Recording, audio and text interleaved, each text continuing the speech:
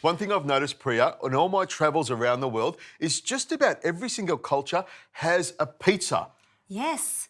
And I'd have to say pizza is one of my favourite things in the entire world. And this particular pizza, which is a Pide, which is a Turkish-style pizza, is a long boat that they bake in the oven. And when you go to a Turkish restaurant, I always fill up on Pide because I think it's great. I'm excited because I would choose this at a market. There we go. I would. Well, you'll smell it. You'll smell it baking and Yes. go over there. It's got all the lovely ingredients in it. Now, we're going to make the dough, and the dough is a really, really easy dough to make. A little bit of milk in here, some yeast in here, a teaspoon of sugar, and about a tablespoon of flour as well to get the yeast activated. And you can tell it's activating when you get this foamy stuff on the top of it. We know it's going to make the dough rise. So that's what I like to do. Sometimes you can put the yeast in here and add warm water, but activating it first is a surefire way of making sure that it all comes together. How long does this activation take? Are we talking minutes? Usually 10, 15 minutes. Depends on the warmth around you. So if it's a cold place, it's not going to activate very well. So you want it to be nice and warm. And I'll tell you, when you're actually proving the dough, one of the things that my nonna used to do is take the dough and prove it in her bed with the electric blanket on. You like that? Oh. And that's a perfect place to do You it. could just nice give and the warm. dough a hug. You could. Get You it could. activated. Exactly. Yeah. Now, the other thing is that a lot of modern ovens have a feature that you can take it down to 30 degrees Celsius, you know? So if you set it for 30, 35 degrees Celsius, Oh, that will just get it activated. it's a great place to activate it. Now, I'm just stirring this around with a wooden spoon to start with. You can see how easy it comes together. And then I'll just grab the dough and work it around in the bowl. Now, if you can put some pinch of salt in there. I knew you were going to ask for salt. I preempted that. Exactly, and a little drizzle of olive oil. Sure. I should have put that in the start, but I got all excited about it. That's perfect there. When I started talking about my grandmother making bread, it sort of brought back memories to me. Now this, I'll just sort of move it around like this so it comes together.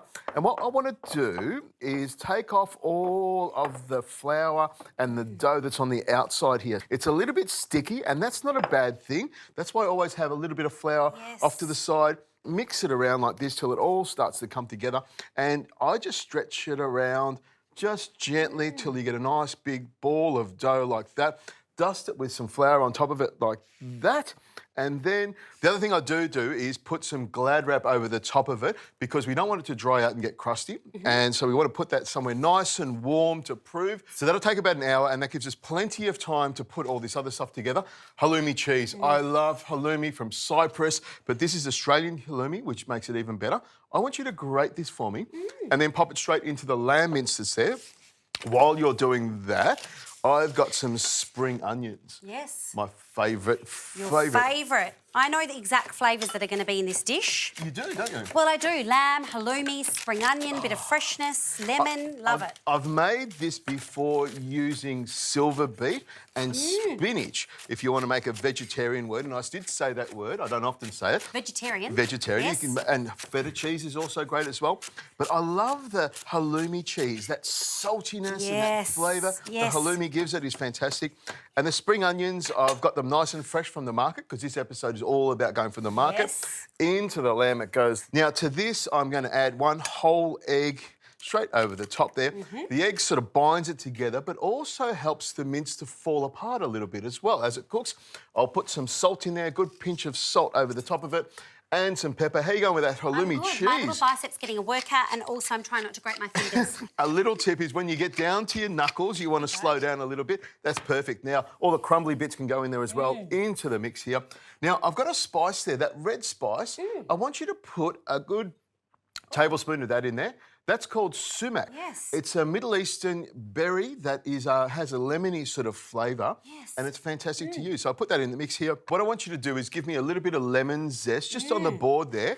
And the lemon zest really gives it some zing, and that's what we're looking for. So about half a lemon zest, which you've got there, I'll grab this, give it a tap, and off it comes into the bowl it goes. Let me give you a present, Richo. Oh, the last little There bit. you go. Now, I'm going to mix this around, and this is my favourite job. With my hands, mix it around, You scrunch could it. use a spoon. Richo uses his hands. You could, but I find by using your hands, you sort of scrunch it together and make sure it's mixed really, really well. I love the halloumi through the lamb here. I would never have thought of doing that, but you're combining it and going to cook it together. So it's going to be cheesy lamb. Exactly, one of Richo's pro tips. Now, I'll mix this around, let it sit here for a couple of minutes. We'll wait for that dough to prove, and then we'll be able to bring it all together. Wonderful. Okay, Preeya, you can see that the dough has risen beautifully. It has. It's like triple the size. Exactly. It's nice and soft and a little bit sticky, but that's okay. Now, I'm going to put some flour down on the board here and dust it really well. Because that dough is a little bit sticky, we just want to make sure it doesn't stick to the bottom of the board. And I'll just carefully take it out of the bowl using my hands. I don't want to really knock it down. I want to keep some of that air, that fluffiness in the dough. So I scoop it all out and then onto the board there like that. A little dusting of flour over the top and then cut it in half with a good sharp knife. Oh, because you're going to make 2. I'm going to make 2 because one's, probably not enough for the both of us.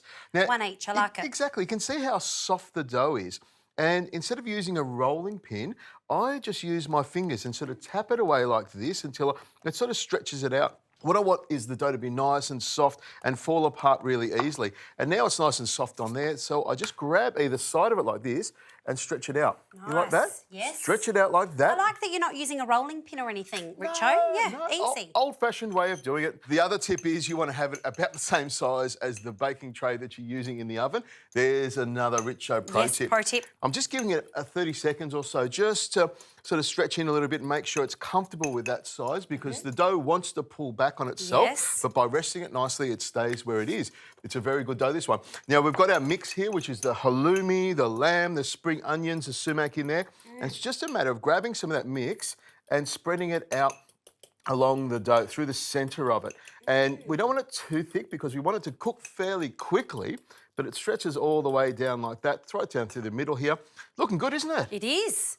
Oh, I know exactly where we're headed on this journey. Do you know what I love about a market, Richard? That I would have one of these, then I'd have something else, then I'd have something else. I'd taste everything in the market. Oh, that's the best thing. Yes. I love markets, and that's what you want to try, all the lovely food. And then what I do is I just snuggle it up on the side there. See how nice and easy this dough is to work with? Really easy. You could chuck some veggies in there. You could put some spinach through there. You could put some olives and change the flavours a little bit. You could. As an option. Or you could just eat it as delicious as it is now. Now, here's a little tip. If it's really soft like that, this is the glad bake. You can actually slide it underneath there like that. See that? And pop it onto the paper. I was wondering how you were going to get from there to there. Easy, and you can just move it around really easily. Now, the next thing we do, and I've got the egg wash there, you've mixed it up beautifully. We grab some of this egg wash, brush it around the outside like this, and then we grab some of the poppy seeds and the sesame seeds, and I want you to sprinkle some on the outside there. Looks great. The poppy seeds I love because it's got that lovely little black colour and it is quite flavoursome and tasty. Sesame seeds there as well. And then that looks great. All we need to do is bake this in the oven at 240 degrees Celsius till it's nice and golden on top and cooked all the way through. We just have to make this one so you've got something to eat as well.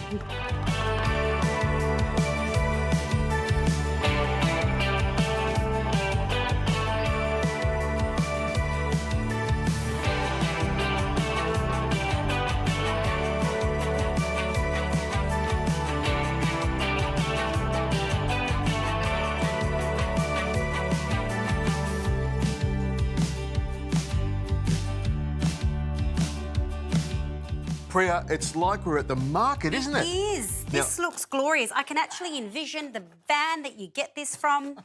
You've got the full-blown market takeaway. Where? I've come with all guns blazing. I'll just grab that off there. Pop them. You're so keen to beat me that you're taking it to the next level. There's no beating anyone. It's about showing our enjoyment of lovely food and showing off. Now, I would serve it like this with a little lemon wedge on the side there.